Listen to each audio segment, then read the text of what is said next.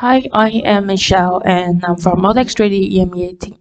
So today I'm gonna introduce the Moldex3D 2022 Part 1 Preprocessing. So here's the outline of today's presentation. And first, we will start with the simulation capability enhancement, and we will introduce the new and improved CAD tools and also the new modeling wizard and upgrade meshing workflow. And each feature will include a demo video at the back. So let's start with the simulation capability enhancement. In 2022, it is possible to run the shell model in the studio, but Rhino is still native for the meshing part. And once the mesh file has been exported as .msh file, we can import it into Studio and set up the rest of the parameters. Then you can run the simulation. So let's check the demo video. Hi, so let's start with creating the project to run the shell analysis.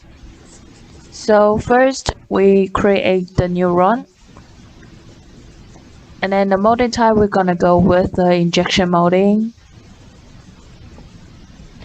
In version 2022, you are able to choose to run the shell analysis.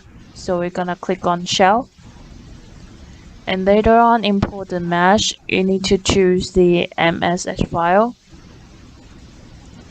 So now you can see that the model has been imported, and you can check your model tree to see if all the components you have are in this model. And the rest of the procedure and also the workflow are the same as you run the simulation before. So we click on the material to choose one for analysis. And the process, we're gonna go with default. And later on, we set up the analysis sequence. And the last is the computation parameter.